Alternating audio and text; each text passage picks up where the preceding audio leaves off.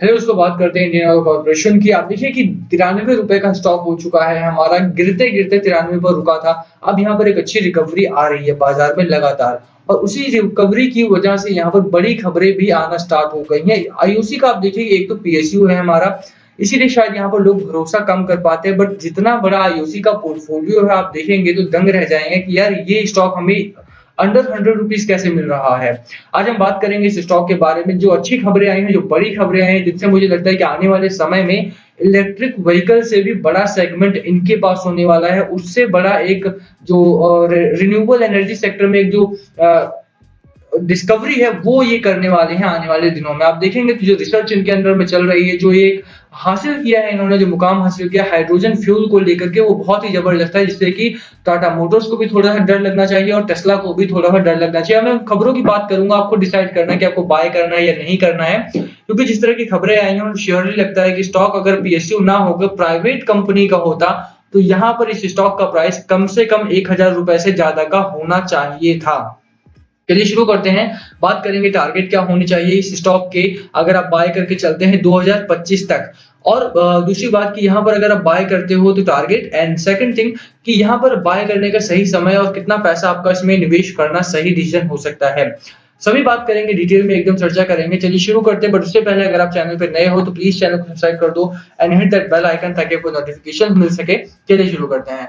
बात करें Indian Oil corporation की, तो देखिए यार अच्छा स्टॉक है हमारा, इसमें कोई दो राय नहीं है। एक और चीज मैं आपको सबसे पहले बता दूं, उसके बाद स्टार्ट करते हैं।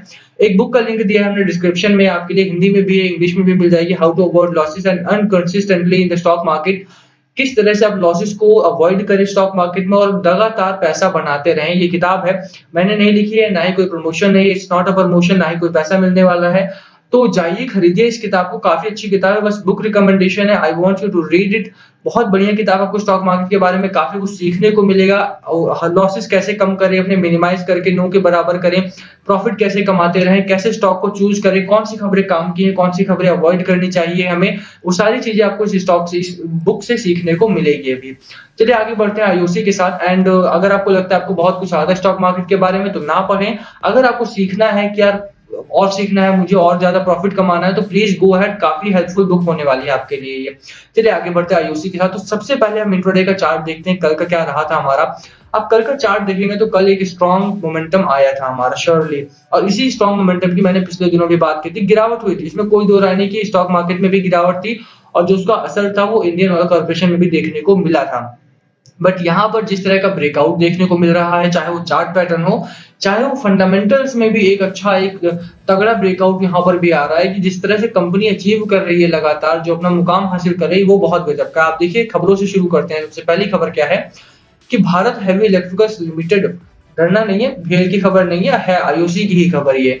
भेल ने ट्यूसडे को बोला it had bag the major order for a sulphur recovery unit from Indian Oil Corporation valued at more than 400 crore. The package envisages setting up a 525 TPD sulfur recovery unit at IOC's Paradip refinery in Odisha, stating that it got the order amid stiff international competitive bidding. Bhel said completion of the order would establish it as a lump sum turnkey player of food process packages in the downstream oil and gas sector. तो भेल को ये order मिला है from IOC. ठीक है, IOC ने भेजा है इसको। सल्फर रिकवरी यूनिट है इनके पास, 400 करोड़ का एक बढ़िया माल बेचा है, ऐसा मान सकते हैं आप सिंपल भाषा में कि कोई चीज आईओसी के पास है जो 400 करोड़ रुपए का एक बड़ा अमाउंट लेकर के उन्होंने भारत हेवी इलेक्ट्रिकल्स लिमिटेड को दिया है। तो एक जो बढ़िया चीज है वो तो ये है, एक बढ़िया खबर जो है वो ये है हमारे सामने। दूसरी खबर क्या है, इंडियन, ये इस खबर की मैं बात कर रहा हूँ जिसकी वजह से मुझे लगता है कि इंडियन ऑयल कॉर्पोरेशन जो है वो आने वाले समय में टाटा पावर, टाटा और टेस्ला जैसी गाड़ियों को, टाटा मोटर, और टेस्ला जैसी गाड़ियों को भी टक्कर देने की अहमियत रखता है। या तो उन्हें इस पर आना होगा, या तो फिर ये इंडियन गवर्नमेंट या फिर कोई और कंपनी आएगी जो हाइड्रोजन के ऊपर गाड़ियां बनाएगी, और उसके साथ फिर वो टेस्ला को भी और टाटा मोटर को भी पीछे छोड़ देंगे। आप देखिए कि इंडियन ऑयल कॉर्पोरेशन जो है वो make vehicle run on clean hydrogen in 2022 में वो इस तरह का फ्यूल बना देंगे जो हाइड्रोजन फ्यूल होगा, और हाइड्रोजन फ्यूल के ऊपर वो गाड़ियों को रन करेंगे। Hydrogen fuel is the safest one. आप देखिए सीएनजी पर हमारी गाड़ियां चलती हैं, हाइड्रोजन को मिक्स करके आईयूसी ने एचसीएनजी करके तेल गैस बनाई और उसके ऊपर गाड़ियां चलाई हैं, अभी चल रही हैं हमारे सामने जो एचसीएनजी के ऊपर चलती हैं। बट अभी वो पूरी तरह से हाइड्रोजन के ऊपर शिफ्ट करने की तैयारी में लग चुके हैं।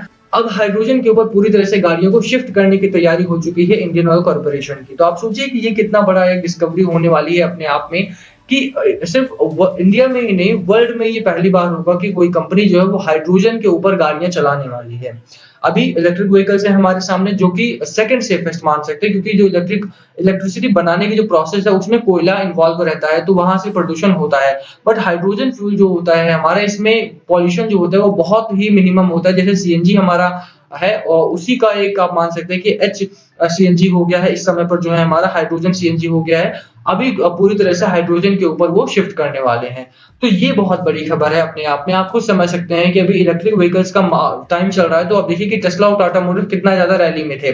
अब अगर हाइड्रोजन का कुछ होता है, 2021 चल रहा है, अगले साल तक ये लॉन्च करने वाले हैं इसको, और अगर हाइड्रोजन के साथ ऐसा कुछ होता है तो कितनी बढ़िया रैली यहाँ पर आएगी। तीसरी खबर की बात करें तो इंडियन ऑयल कॉर्पोरेशन ने वेडनेसडे को एंटर हुई है ये into collaboration with Phinergy, and Israeli startup company है एक फाइनर्जी करके। वो लोग स्पेशलाइज्ड हैं in hybrid lithium ion and aluminium air zinc air battery system में to form IOC Phinergy private limited. Israel में ये कंपनी लगाने के बारे में बात हो रही थी पहले, बट अभी इंडिया में लगाई जाएगी। ये मेक इन इंडिया के तहत hybrid lithium ion and aluminium air zinc battery system बनाया जाएगा इंडिया में। इंडियन ऑयल कॉर्पोरेशन की एक अब मान सकते पार्टनरशिप हुई है फाइनर्जी के साथ, जो कि एक इजरायली स्टार्टअप कंपनी है।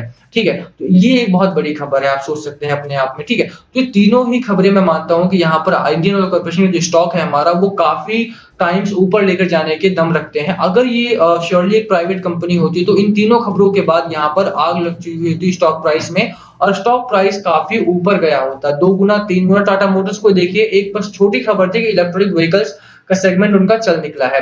यहाँ पर हाइड्रोजन फ्यूल लाने की बात हो रही है, वो सफल भी हो गए हैं और 2022 तक गाड़ियां आ भी जाएंगी, तो इसका असर श्योरली होगा। और इसीलिए मैं कह रहा हूं कि अगर लॉन्ग टर्म के लिए आप पकड़ के चलते हो उस स्टॉक को, तो बढ़िया प्रॉफिट आपका बनेगा। मार्केट में भी एक अच्छी रिकवरी है, आप देख सकते हैं। और साथ ही साथ एफआईआई का डेटा भी बहुत ही सपोर्टिव है इस समय पर।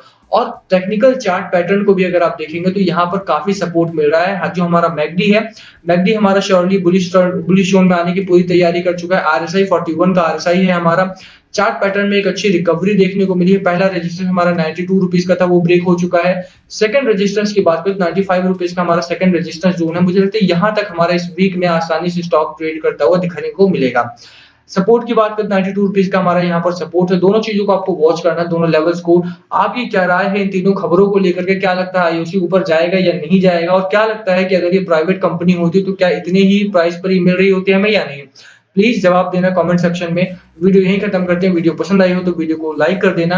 एंड यस, बाय कॉल है मेरी, आईओसी पर बाय करते हो तो 130 का टारगेट आप आसानी से लेकर के चल सकते हो। फॉर शॉर्ट टर्म मैं बता रहा हूँ, यहाँ पर शॉर्ट टर्म में 130 रुपए का आसानी से टारगेट आप लेकर के यहाँ चल सकते हो। लास्ट कॉल हालांकि आपका होना चाहिए। बाय करना है, सेल करना है, होल्ड करना है, क्या है आपकी स्ट्रैटेजी? प्लीज कमेंट करके शेयर करना।